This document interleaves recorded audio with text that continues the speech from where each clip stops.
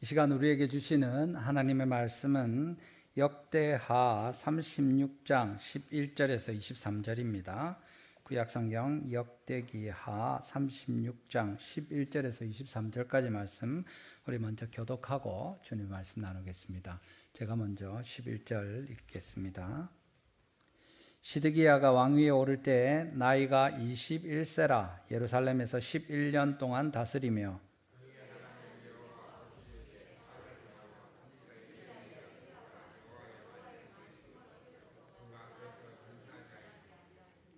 또한 느부갓네살 왕이 그를 그의 하나님을 가리켜 맹세하게 하였으나 그가 왕을 배반하고 목을 곧게 하며 마음을 완악하게 하여 이스라엘 하나님 여호와께로 돌아오지 아니하였고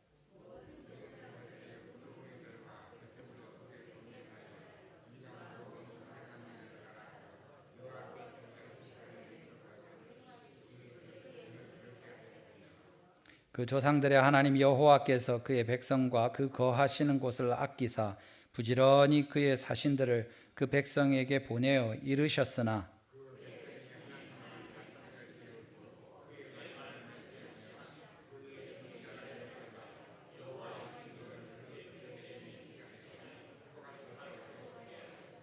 하나님이 갈대아 왕의 손에 그들을 다 넘기심에 그가 와서 그들의 성전에서 칼로 청년들을 죽이며 청년 남녀와 노인과 병약한 사람을 긍휼히 여기지 아니하였으며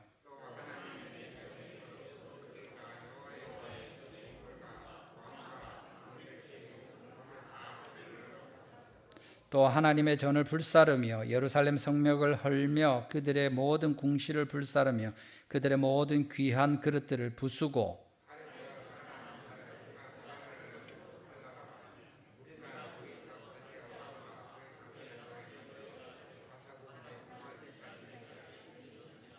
이에 토지가 황폐하여 땅이 안식년을 누림같이 안식하여 70년을 지냈으니 여호와께서 예레미야의 입으로 하신 말씀이 이루어졌더라.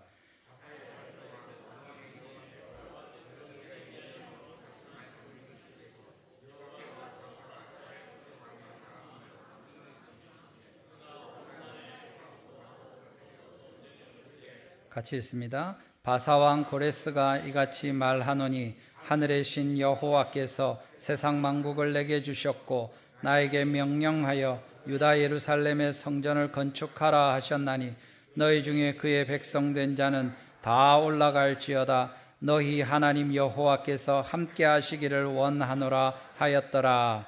아멘. 할렐루야. 예. 여러분 오늘도 하나님께서 이 특별히 성령 강림 주일에 우리에게 주님의 말씀으로 들려주실 때 여러분이 하나님의 말씀으로 받고 성령께서 우리에게 가르쳐 주시는 대로 그 말씀이 우리 속에서 아름다운 또 성령님의 열매로 크게 결실하기를 주님의 이름으로 축원합니다. 예. 여러분 제가 지난번에 금요일 날 기도회 때 한번 말씀 나눈 것 같은데 2014년에 김해에서 여고생 살인 사건이 있었습니다. 근데 이제 고등학생을 20대 청년 둘이서 이제 또 심지어 그 여자 중학생들 4명까지 같이 이렇게 해가지고 아이를 납치해서 성매매도 시키고 아주 막 고생을 시키고 괴롭히고 뭐 이렇게 했는데 그 아이가 잡혀서 얼마 동안 그렇게 하다 겨우 도망을 친 겁니다. 그래서 집으로 갔어요. 아버지한테 그 얘기들을 다 하고 그래서 그 다음 날 이 아버지하고 딸하고 둘이 사는데 이제 경찰에 신고하리라 이렇게 하고 교회 갔다가 교회 마치고 나오는 길에 이 청년들과 아이들이 이 애가 고발할 줄로 생각하고 다시 잡아서 납치해 가지고 데리고 간 겁니다. 그렇게 해서 며칠 동안은 울산과 뭐 여러 곳으로 다니면서 전전하면서 계속 그 아이를 괴롭히다가 마침내 죽이고 창녕에 있는 야산에다가 그 아이를 묻었는데 그 아이가 어떤 누군지 신원을 뭐 천천히 발견하게 하려고 숨기려고 했는데 얼굴에다가 기름을 붓고 불을 질러서 아예 못 알아보게 이렇게 만들고 또 땅에 묻으면서 비가 오면 실내 내려가면 들통나니까 위에 콘크리트를 발라서 아예 덮어버리고 이렇게 한 일도 있었습니다. 그게 이제 너무 잔혹하기도 하고 말도 안 되는 이런 일들이 있으니까 그것이 뉴스에 많이 나오고 이런 일이 있었습니다. 제가 만났던 이제 SFC 동문이었고 또 우리 SFC 간사로 있었던 그 이제 목사님이 그때 당시에 SFC 간사를 하고 있었는데 그런 일을 자기 교회의 중고등부, 고등부회죠. 그 주일날 왔는데 예배하고 그 집에 간 거예요. 그러니까 뭐 잘 지냈구나, 교회 왔으니까 됐다 이렇게 생각하는 거죠.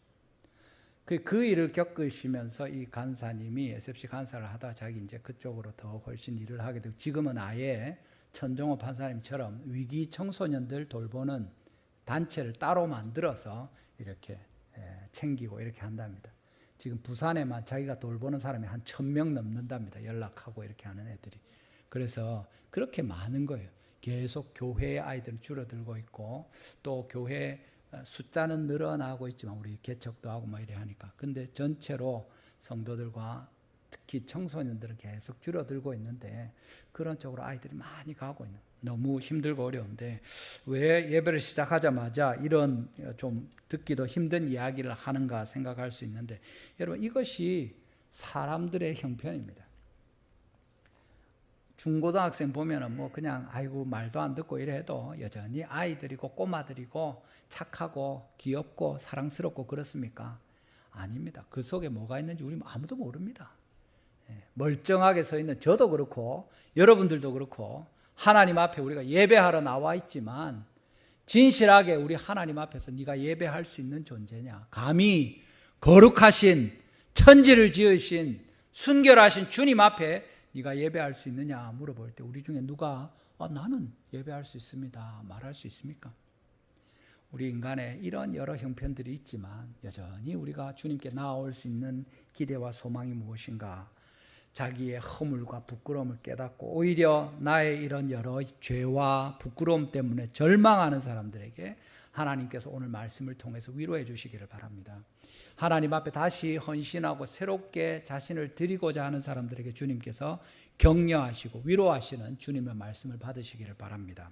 오늘 이 시간에 하나님께서 우리에게 주시는 말씀은 타락한 이스라엘, 너무 타락해서 하나님이 도무지 같이 계실 수가 없어서 그 성전을 버리고 떠나시고 그 성전을 황폐하게 만드시는 그 하나님께서 다시 새로운 성전을 주의 영으로 말미암아 지으실 그 약속과 소망을 주시면서 오늘 우리에게 하시는 말씀입니다. 오늘 주님의 말씀을 통해서 우리 안의 모든 연약함과 우리 찬양한 것처럼 우리의 모든 교만과 또 천박함과 이런 거짓됨을 다 버리게 되고 오직 주님의 은혜로 말미암아 우리가 다시 한번 겸손하게 되고 거룩하게 되고 진실하게 되는 주님의 자녀들로 다시 결단하는 이 시간이 되기를 주님의 이름으로 축원합니다. 첫 번째로 우리 보는 것은 바로 이런 진짜 더럽고 악하고 역겨운 이스라엘의 그 버려진 성전에 대한 말씀이 오늘 성경에 기록되어 있습니다. 오늘 읽은 36장에 쭉 계속해서 이 악한 사람들에 대해서 이야기하고 특별히 이 사람들이 다른 사람들이 아니라 하나님의 택한 이스라엘 그 유다 지파 우리 지난주에 보았던 그 바로 다윗의 후손들입니다. 하나님께서 이들에게 다윗에게 말씀하시면서 영원히 내 왕위가 끊어지지 아니할 것이다 이렇게 약속하셨는데 지금 그 다윗의 위를 잇는 북이스라엘도 아니고 남유다의 왕들이 보여주는 모습입니다. 어떻습니까? 12절과 13절을 보십시오. 12절과 13절에 그의 하나님 여호와 보시기에 시드기야가 악을 행하고 선지자 예레미야가 여호와의 말씀으로 일러도 그 앞에서 겸손하지 아니하였으며 또한 느부갓네살 왕이 그의 하나님을 가리켜 맹세하게 하였으나 그가 왕을 배반하고 목을 곧게 하며 마음을 완악하게 하여 이스라엘 하나님 여호와께로 돌아오지 아니하였고 누가? 시드기야는 그 이름이 세덱, 의롭다 하는 히브리어에서 비롯된 여호와의 의로우신 여호와 이런 뜻입니다. 그 왕의 이름이 얼마나 귀한데 그 이름과는 정반대로 행하고 있는 거죠. 하나님 보시기에, 여호와 보시기에 악을 행했고 선지자의 말씀을 들어도 그 앞에서 겸손하지 않았고, 또 느부갓네살 왕으로 말미암아 그의 하나님을 가리켜 맹세하게 하였는데도 왕을 배반하고 목을 곧게 하고 마음을 완악하게 해서 이스라엘의 하나님 여호와께로 돌아오지 않았다. 이것이 그 유다 왕 시드기야의 모습이었다 하고 하나님 말씀하시는 겁니다. 왕만 그렇습니까? 14절에서 16절에 보면 그를 따르는 또 그 당시에 다른 백성들의 형편도 나옵니까? 14절을 보십시오. 모든 제사장들의 우두머리들과 백성도 크게 범죄하여 이방 모든 가증한 일을 따라서 여호와께서 예루살렘에 거룩하게 두신 그의 전을, 그의 성전을 더럽게 하였다고 이야기합니다. 그 조상들의 하나님 여호와께서 그의 백성과 그 거하시는 곳 성전이죠, 아끼셔서 부지런히 그의 여호와의 사신들을 그 백성에게 보내어 이르셨으나, 16절에 뭐라고 합니까? 우리 16절 같이 한번 읽어보겠습니다. 시작. 그의 백성이 하나님의 사신들을 비웃고 그의 말씀을 멸시하며 그의 선지자들을 욕하여 여호와의 진노를 그의 백성에게 미치게 하여 회복할 수 없게 하였으므로. 아멘. 이것이 유다 백성들의 형편입니다. 이제 거의 망하게 돼버린, 계속해서 죄를 범하고 악하게 행하다가 이제 유다가 망하게 된 거의 그 시점에 시드기야 왕도 악하게 행하고 심지어 모든 백성을 하나님께로 이끌고 위에서 기도해야 될 모든 제사장들, 그 가운데 리더들, 우두머리들도 그렇게 백성들과 함께 하나님의 말씀을 무시할 뿐만 아니라 말씀을 전하는 선지자들을 비웃고 그 모든 말씀 앞에서 함부로 행할 때 그 백성들이 어느 정도냐 하면 여호와의 진노를 그의 백성에게 미치게 하여 회복할 수 없을 정도로, 이제 끝이다, 다 끝났다, 이걸 어떻게 하겠느냐, 소망이 없다, 야, 이 정도까지 망가지는구나, 최악이다, 더 어떻게 나빠질 수 있겠느냐, 망했다 하는 고기까지 이스라엘 백성들이 악을 행하였다 하고 쓰고 있는 것입니다. 여러분, 우리 지난주에 다윗에 대해서 이야기하면서 하나님께서 무조건적인 선택을 하셨고 또 제한적인 속죄, 우리를 구원할 사람들을 예정하셔서 부르신 것에 대해서, 그리고 그들을 끝까지 성도의 견인 주님께서 버리지 않고 인도하시는 이야기를 했는데, 오늘 이 부분은 칼빈의 5대 교리 가운데 말하자면 전적인 타락에 대해서 보여주시는 내용입니다. 인간이 완전히 타락하였다고 이야기하는 겁니다. 전적인 타락이라고 하면 사람이 더 이상 악해질 수 없을 때까지 악해졌다 이렇게 생각할 수도 있지만, 더 정확한 것은 어디까지 악해졌는가, 와, 이 정도로 악해졌구나, 그게 아니라 기본적으로 처음에 사람이 날 때부터 아담의 후예로 난 모든 사람, 의인은 없나니 하나도 없는 그 사람, 악하게 되기 전에, 모든 악행이 드러나기 전에라도 그에게 있는 모든 성품이 그 속에서 하나님 앞에 타락하여서 하나님을 찾을 수도 없고 하나님의 은혜에 의하지 않고는 도무지 구원을 받을 수 있는 여지가, 가능성이 전혀 없는 상태에 대해서 이야기하는 거예요. 진짜로 최악으로 악해져서 전적 타락이 아니라 날 때부터 이 사람은 그쪽 방향으로 죄인이 될 모든 자질을 가지고 태어났다는 겁니다.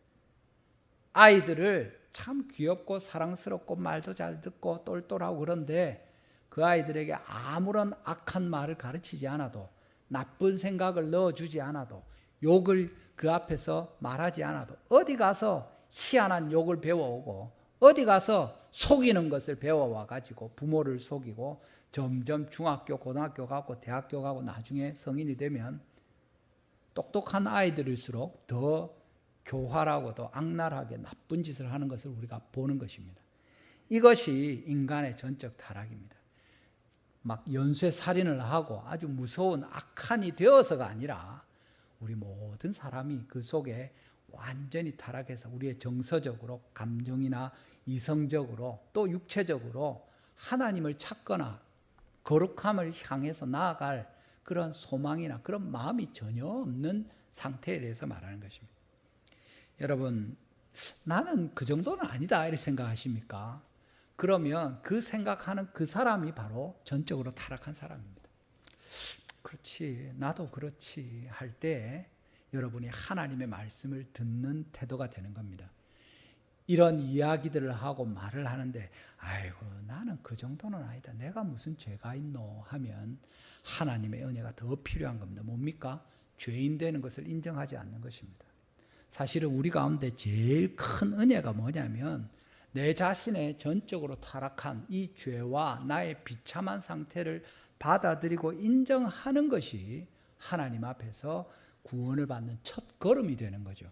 성령께서 거룩하신 하나님의 영이 우리 오순절 성령 강림을 기뻐하는데 여러분 교회 예배하러 나올 때마다 하나님의 말씀에 비추어서 주님 앞에 자신을 돌아볼 때 아이고 주님, 제가 지난주에도 이렇게 하나님 앞에 부끄러운 삶을 살았습니다.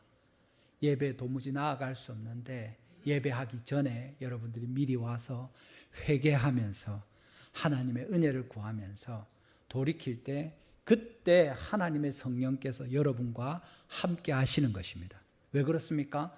거룩하신 성령이시니까. 거룩하신 성령이 함께 하는데 내가 죄에 대한 죄책을 하나도 느끼지 못하고 깨닫지도 못한다.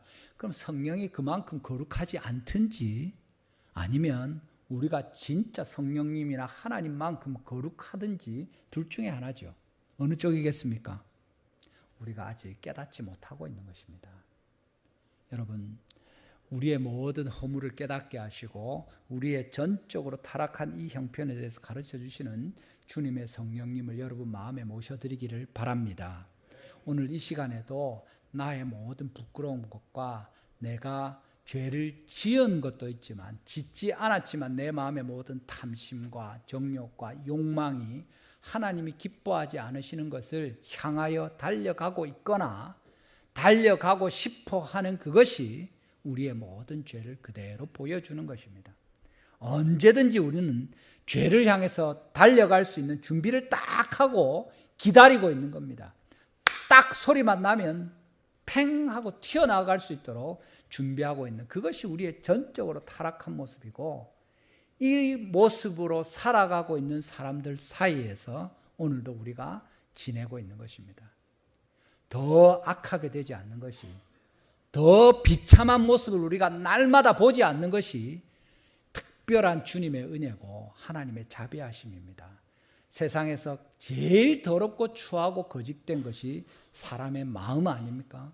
그 마음을 가지고 우리가 살아가는 많은 사람들 가운데 있는데 자기는 멀쩡하다고 생각하면서 살아가고 있는 그 중간에 우리가 함께 있는 것입니다.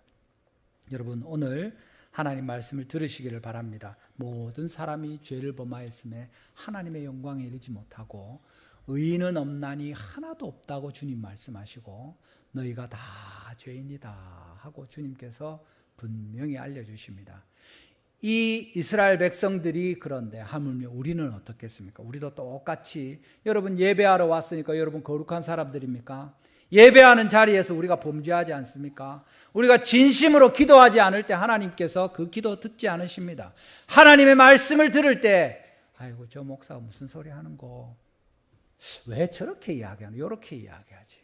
예를 들어도 저런 걸 듣노? 요렇게 좀 하면 더 좋을 텐데 앉아서 평가를 하고 있고 하나님의 말씀대로 나를 재단하는 것이 아니라 내가 하나님의 말씀을 요렇게 저렇게 자르고 앉아 있으면 그것이 하나님의 선지자를 비웃던 이 사람들의 악행과 무엇이 다릅니까? 하나님의 말씀이 명백하고 분명한데도 너희가 죄인이고 완전히 타락한 소망이 없는 죄인이라고 하는데도 뭐 그런가 하고 별 감동이 없으면 다시 생각해 봐야죠. 하나님의 성령께서 지금 우리 가운데 계시는가? 정말 거룩한 성령님이 우리에게 말씀하시는가? 하나님이 나의 마음을 깨닫게 해주시고 만져주시는가? 주님, 저를 불쌍히 여겨주십시오. 제가 이만큼 교만하고 나의 마음이 이만큼 딱딱하고 이렇게나 제가 주님으로부터 멀어져 있습니다. 하나님, 용서해 주십시오. 주님 앞에 자신의 죄인됨을 깨닫고 돌이키는 주의 백성들 되시기를 바랍니다. 우리의 이 시간이 하나님께서 기쁘게 받으시는 것이 되기를 원하고, 여러분의 기도와 헌신과 하나님의 말씀을 듣는 모든 귀와 그 마음이 주님께서 은혜를 베푸셔서 부드럽게 하시고 하나님의 말씀을 받고 잘 뿌리워질 때 깊이 붙들고 믿음으로 결실하기까지 주님의 성령의 은혜가 우리 모든 성도들에게 이 시간 함께 하시기를 주님의 이름으로 축원합니다.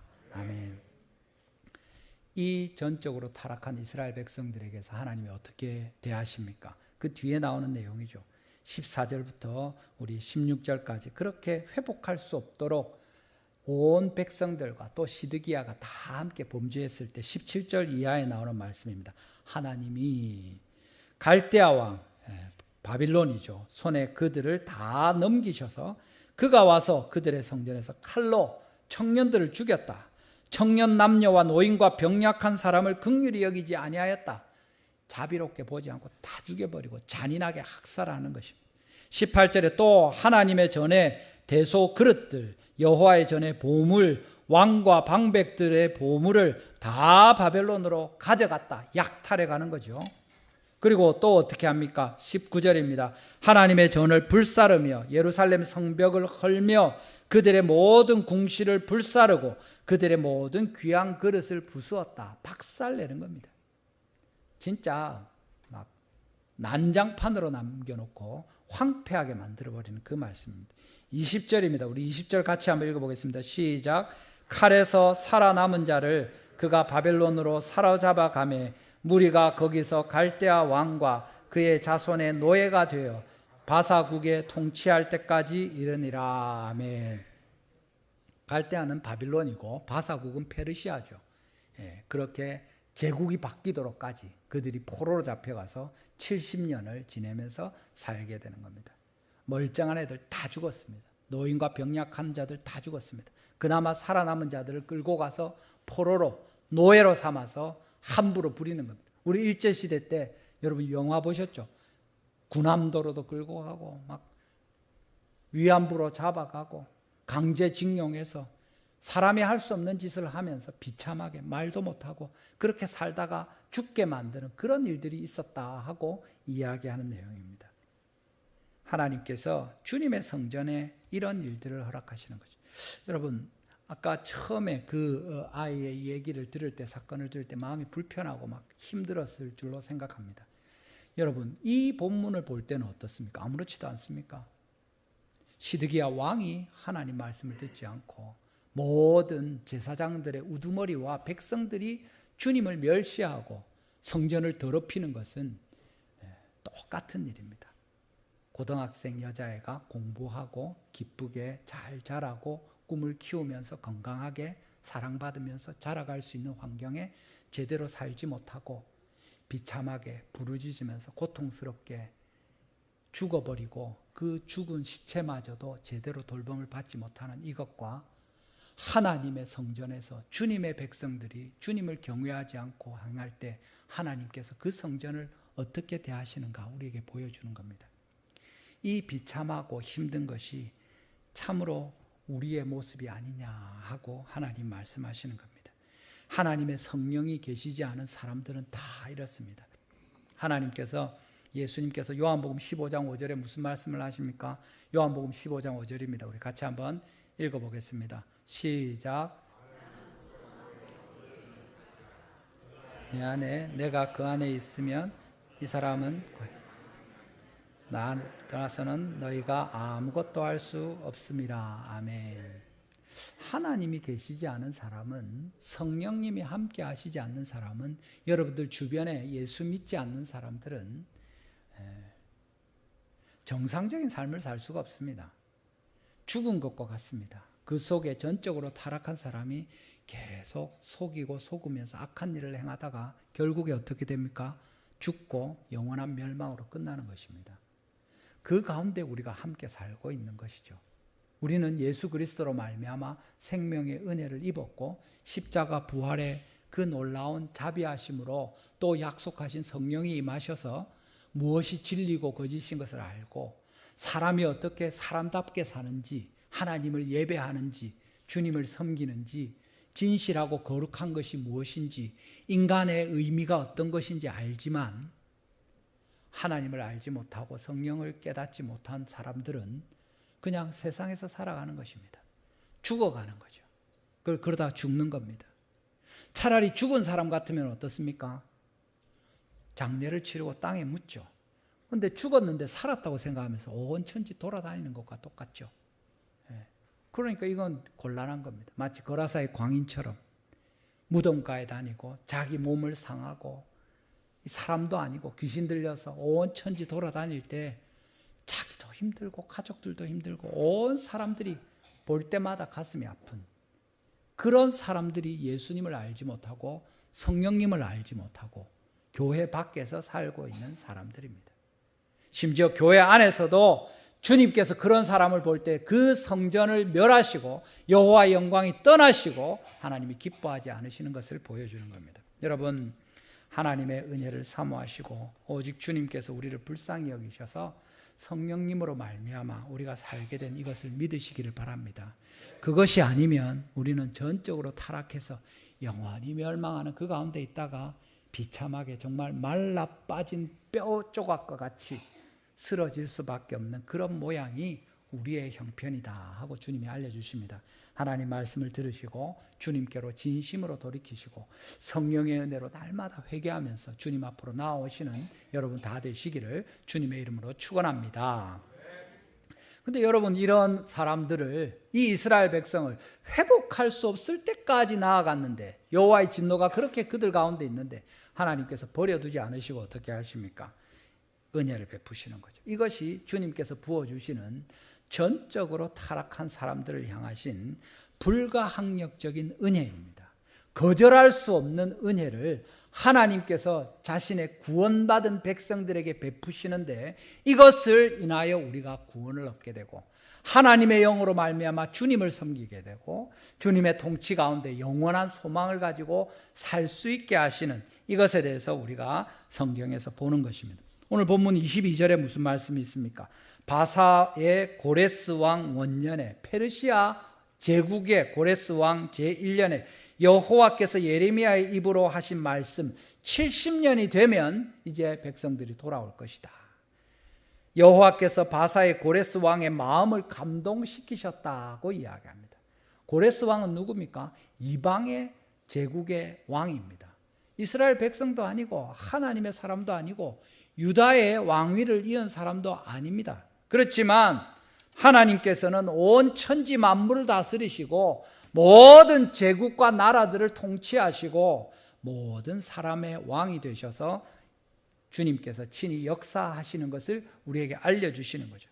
이스라엘 백성들, 너희들은 아무 선을 행한 것이 없고 회복할 수 없을 때까지 악하게 되어서 당연히 벌을 받고 쫄딱 망해야 마땅한데, 그래서 그 귀한 하나님의 거하시던 영광이 나타나던 성전마저도 박살이 났는데 하나님께서 저 멀리 포로로 잡혀간 그 페르시아의 제국의 왕에게 하나님의 성령이 감동하셔서 그 마음에 일하심으로 말미암아 주님의 새로운 일이 이루어지는 겁니다. 여러분, 우리에게는 소망이 없습니다. 믿으시기를 바랍니다. 여러분들이 여러분의 구원을 위해서, 여러분의 인생을 위해서, 여러분의 자녀를 위해서, 우리의 가정과 교회를 위해서 무엇이라도 할 수 있다고 생각하면, 하나님 없이 내가 무엇라도 할 수 있다고 생각하면 그것은 사단의 고임이고 악한 생각입니다. 하나님 앞에 우리가 서지 않으면, 주님의 도우심이 아니면 우리는 아무것도 할 수 없습니다. 그렇지만 하나님이 일하시기 시작하면 우리가 아무것도 할 수 없고 해서도 안 되는 그런 형편일지라도 주님의 일들은 반드시 이루어지고 예레미야를 통해서 주신 그 말씀이 성취되는 것을 우리에게 분명히 보여주시는 겁니다. 이 은혜가 오늘도 우리에게 있다고 주님이 말씀하시지 않습니까? 여러분, 우리 달성교회 예배당을 지어서 벌써 이제 좀 있으면 2년이 돼 갑니다. 만 2년이 되는데 이 일들을 우리가 다 하지 않은 거 우리가 잘 알지 않습니까? 여러분 말씀했지만 지자체와 또 조합이 이 일들을 진행하면서 쭉 진행이 되었고, 또 그 딱 적당한 때 정부에서 분양권 전매 제한이라는 요거를 그 시점을 딱 정하는 바람에 사실은 우리가 협상이 잘 진행되어서 종교 부지도 받고 건축에 대한 이런 보상도 받아서 진행이 된 겁니다. 뭐 돈 얘기를 해서 그렇습니다만은 장로님들과 함께 협상할 때쯤에 저희들이 교회 구경도 다니고 설계도 하려고 하면서 광안리에 당회원들이 같이 갔던 적이 있습니다.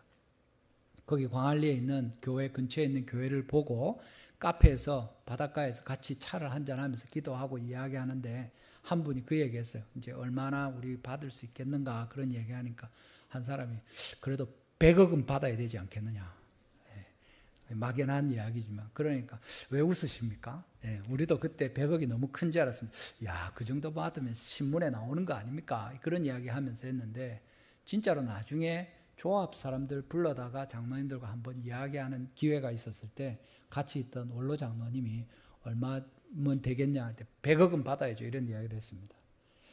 그래 말 본인도 던지고도 좀 당황하고 우리 다 좀 분위기가 싸했는데 실제로 우리가 이 모든 일이 끝났을 때 우리 교회가 받은 것이 이 방송으로 나가니까 좀 이야기가 그런데 땅값이 여러분 그 당시에 시세로 58억 정도를 받았습니다. 종교부지를 받은 거죠. 돈으로 받은 건 아니지만 거기에다가 우리가 현금으로 받은 것이 보상으로 한 것이 60억 이상을 받았습니다. 그러니까 이 전부를 하면 120억이 훨씬 넘습니다, 여러분. 근데 그 정도 받으려면 머리를 쥐어뜯고 싸우고 막 머리 띠매고 막 누가 몇 명 실려가고 병원에 막 그렇게 돼야 될 것 같은데 전혀 그렇지 않고 하나님이 조합과 우리가 사이좋게 서로 윈윈이 되도록 그러면서도 이 일들을 다 할 수 있게 이 일을 누가 하셨습니까? 하나님이 하시는 거죠. 조합장이 아니라 중구청장이 아니라 대통령이나 내무부 또는 건설부 관련된 사람들이 아니라 하나님이 하신 일입니다. 고레스 왕, 바사 왕, 이 사람의 마음을 움직이는 건 하나님이 하시는 일입니다. 엊그제 SFC 동문회 같이 가서 제가 설교하고 교제한 적이 있었는데 한 분이 이야기를 하는 거예요.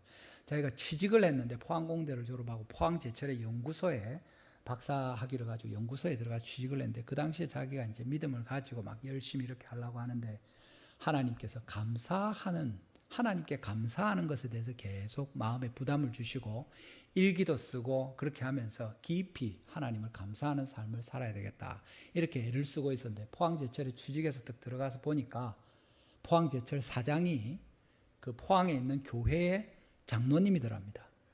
그래가지고 들어간 회사에서 캠페인을 하는데 그 사장님이 올라와서 제목이 감사 나눔이더랍니다. 그리고 이 포항제철 사장 그분부터 해가지고 협력업체에 감사하다는 편지를 손편지를 쓰고 온 전 사원들이 서로 감사하는 이런 운동을 막 펼치고 있더랍니다. 자기 깜짝 놀랐대요.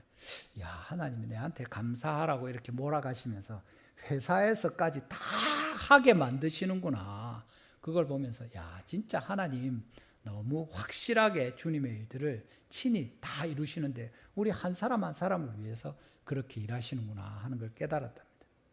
여러분, 우리의 삶이 이런 주변에 일어나는 일들뿐만 아니라 구약의 일들뿐만 아니죠. 신약에서 사도행전에 바울의 이야기를 보지 않습니까? 정말 그 교회를 박해하고 스데반을 죽이려고 앞장서던 그를 하나님께서 은혜를 베푸셔서 구원하실 뿐만 아니라 그를 통해서 로마에까지 복음을 전하게 하실 때 로마 군인을 통해서 호송하게 하시는 겁니다. 하나님께서 일하시는 거죠. 그렇게 해서 로마의 복음이 전파되지 않습니까?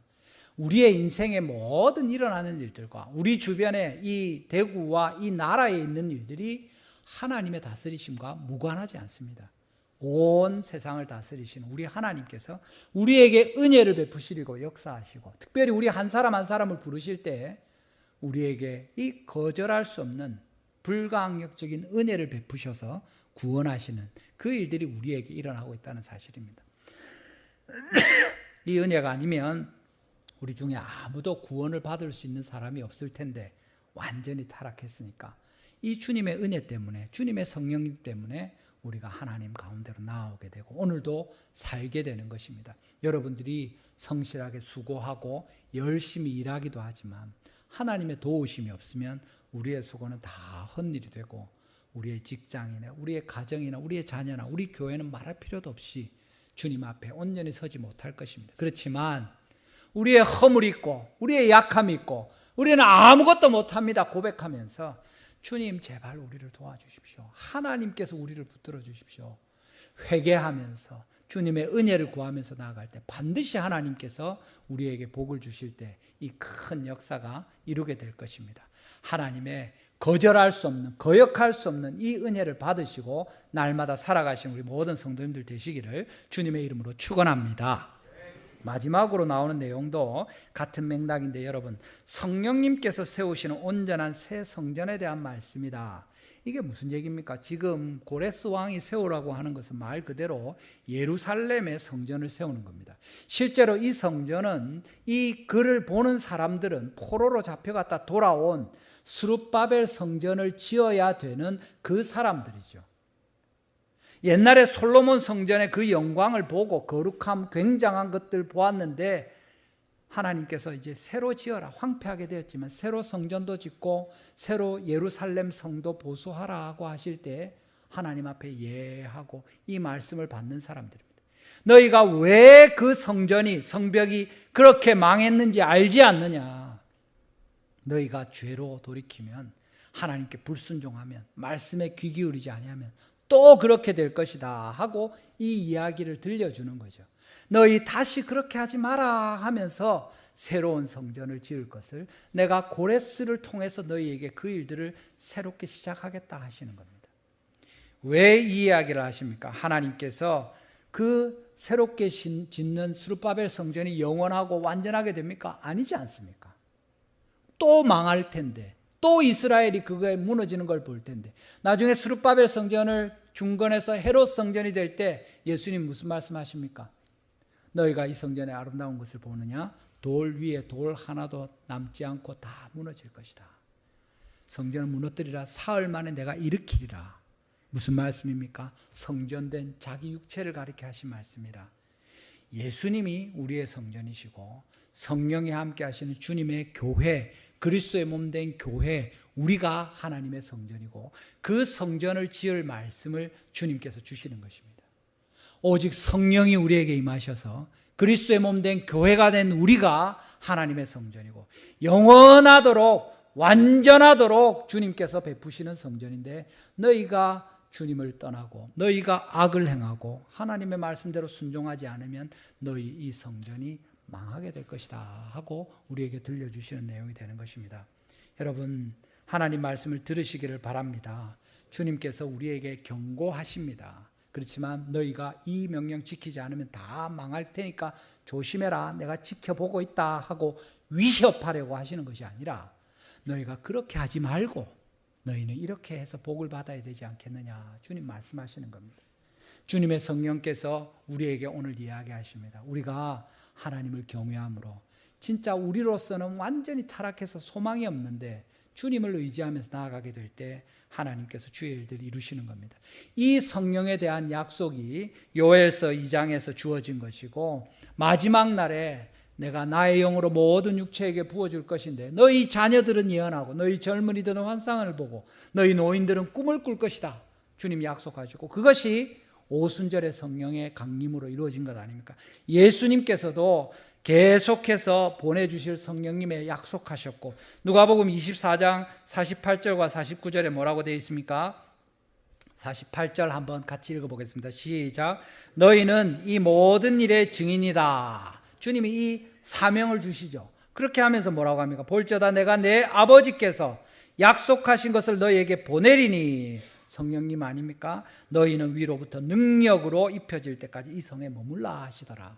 이것이 사도행전 1장 8절에 다시 주님 말씀하시죠. 오직 성령이 너희에게 임하시면 너희가 권능을 받고 예루살렘과 온 유대와 사마리아와 땅끝까지 이르러 내 증인이 되리라 하시니라. 아멘.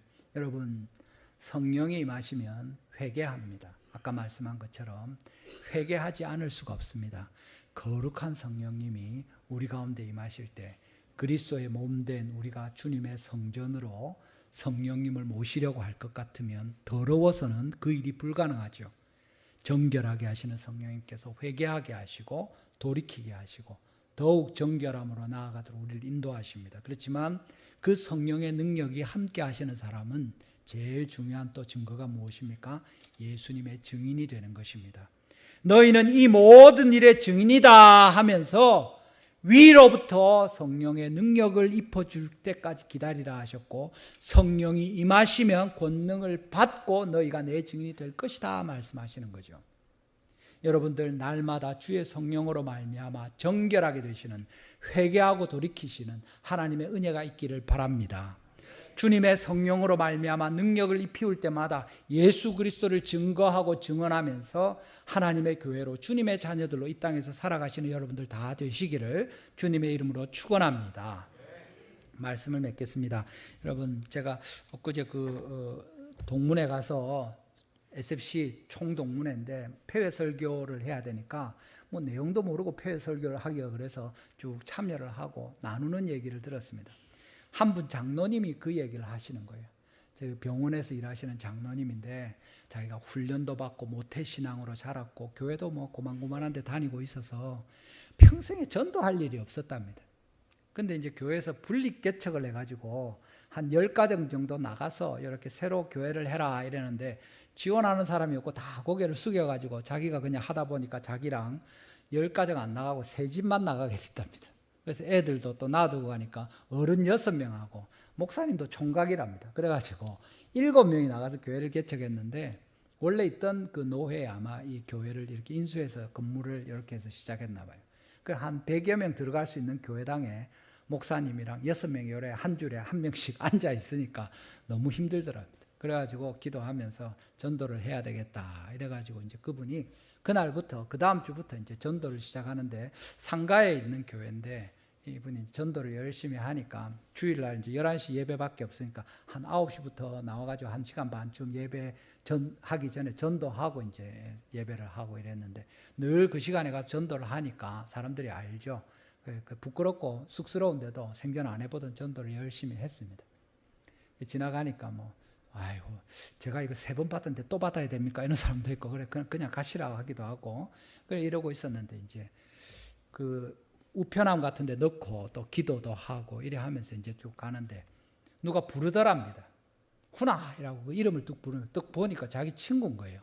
그 이 사람이 전도지 들고 막 하던 걸 뒤로 싹 숨기면서 어디 가노? 이래. 니는 여기서 뭐 하노? 뭐 하기는 뭐 이러면서 이제 그래 지나갔답니다.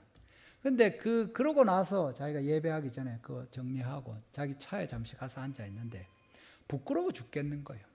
하나님 앞에 너무 부끄럽더랍니다. 자기가 전도하는 게 자기가 평생에 모태신앙으로 나이가 50, 60 되도록 이렇게 살아왔고 교회에서 훈련도 받고 선교단체에서도 애를 쓰고 전도 훈련도 많이 받고 누구보다 전도해야 된다는 거 알고 그런데 그게 왜 부끄러우냐 하면서 하나님 앞에 너무 죄송하고 해서 눈물을 펑펑 흘리면서 울었답니다. 그러고도 이제 또 다시 이제 전도하고 이랬는데 그래 얼마 동안을 했는데 한 명을 안 오더랍니다. 예. 그래가지고 자기가 마음에 이번 주까지만 하고 그만하자. 이건 아닌 것 같다. 요새 뭐 관계 전도해야지 노방 전도해가 되겠나 이러면서. 그래가지고 이제 그 주까지만 하리라 생각을 했는데 이분이 그때쯤 됐는데 그 주말쯤 되어 가는데 금요일인가 이렇게 전화가 왔는데 자기 부친이 많이 몸이 안 좋았는데 거의 지금 돌아가실 것 같다고 같이 임종 예배라도 하자고 연락이 온 거예요. 그래 가서 식구들이 모였어요. 자기하고 자매 1남 3년대 다 모여서 이제 둘러 앉아서 이랬는데 이미 아버지가 한번 그 심장이 멈췄다가 CPR 이렇게 해가지고 다시 정신이 돌아와서 이제 마지막 이야기를 하는 거예요, 진짜로. 근데 그분이 이야기하면 내가 진짜 하나님 보고 왔다. 그 얘기를 하면서 진짜로 너가 예수님 잘 믿어야 된다. 다 필요 없다. 예수님 믿는 게 최고고 예수님 잘 믿도록 애를 써라 하고 한참 아버지가 이야기를 하더랍니다. 예. 그러고 나서 훈아 이러면서 불러가지고 손을 잡으면서 하나님이 네 전도하고 선교하는 걸 너무 기뻐하신다. 그 얘기를 하더랍니다. 예. 그분이 의사로 있으니까 이제 병원에서 그렇고 선교하는 일도 또 여러 번 다니기도 했는데 전도는 그 전에 한 적이 없었는데 그 맨날 거절당하고 하는 그 전도를 하면서 부끄러워하면서 울면서 그 전도를 했는데 이제 안 하리라 했는데 하나님이 네 전도하는 걸 내가 기뻐한다 하고 그 아버지를 통해서 이야기를 해주시는데 펑펑 울었답니다. 아버지 돌아가시는 것 때문에 운 게 아니라 자기가 너무 부끄럽고 전도를 안 해야 되겠다 생각했던 게 죄송해서 하나님 앞에 한참을 울었답니다. 여러분, 우리가 전도하는 건 하나님의 성령이 기뻐하는 일입니다. 우리 가운데 성령이 계시면 전도하는 겁니다. 하나님께서 우리에게 때때로 회개하게 하시고 부끄러운 것들 내려놓게 하시지만 여러분이 이 정도 되면 내가 전도할 수 있겠다, 나는 전도 잘한다, 훈련받았다, 그래서 전도하는 게 아니라 전도하면 거절당하고 전도하면 거절당하고 전도하면 욕을 먹고 내 전도 1년을 했는데 한 명도 안 와도 하나님이 그 전도를 그럼 부끄러워하십니까? 아닙니다.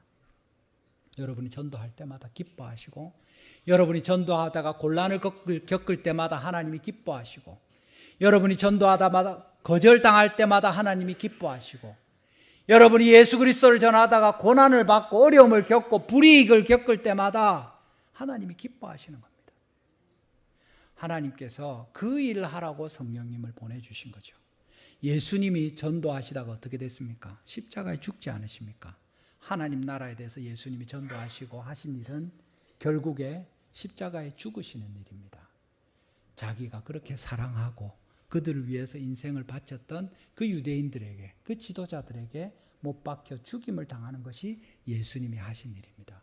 우리도 성령님으로 말미암아 예수님을 따라서 그 길을 가면 복된 것입니다. 여러분, 하나님께서 우리 가운데 함께 하심을 믿으시고 성령님께서 우리의 가운데 계심을 믿으시면서 지금이라도 회개하고 다시 전도로 헌신하고 계속해서 거절당하더라도 죽을 때까지 우리가 이 복음 전하는 일을 위해서 헌신하고 주님의 증인으로 살아가면서 하나님께 영광을 돌리시는 우리 모든 성도님들, 우리 달성교회 되기를 주님의 이름으로 축원합니다. 우리 시간에 한번 기도하겠습니다. 오늘 말씀을 기억하시면서 정말 이 시간에 우리가 전적인 죄인이고 더러워 죽겠고 하나님이 도무지 같이 계실 수가 없는 완전히 타락한 죄인인 것을 하나님 깨닫게 하여 주시옵소서. 그 죄 때문에 우리가 얼마나 비참하게 하나님 없이 살아가고 있는지, 그렇게 살다가 죽을 수밖에 없는지 깨닫는 은혜를 베풀어 주시옵소서 하고 같이 기도하면 좋겠습니다. 이런 우리에게 주님의 성령께서 은혜를 베풀어 주시되 거절할 수 없는 성령의 놀라운 역사가 우리 가운데 임하여서 이 시간 하나님을 찬송하고 예배할 수 있으니 얼마나 감사한 일입니까? 하나님 고맙습니다, 고맙습니다, 고맙습니다. 주님께 감사의 기도와 찬송을 드리면 좋겠습니다. 하나님께서 우리를 통해서 성령을 보내주셔서 그리스도의 성전 삼아주시고 영원한 하나님의 거처로 우리를 삼으셨는데 하나님 주님께 감사하며 날마다 회개로 더 정결함으로 나아가고 이 복음을 전하면서 살 수 있도록 그렇게 주님을 기쁘시게 해드리는 저희와 우리 가정과 우리 교회 될 수 있도록 은혜를 베풀어 주시옵소서. 우리 달성교회 하나님의 성령 더욱 충만하게 임하시고 거룩한 교회로, 복음 전도하는 교회로, 하나님을 섬기는 교회로, 주님을 기쁘시게 하는 교회로 삼아 주시옵소서. 우리 주여 한번 부르시고 간절히 기도하겠습니다. 주여 아버지 감사합니다. 오늘도 주님 은혜를 베푸시되 우리의 부끄러운 것과 우리의 악한 것과 우리의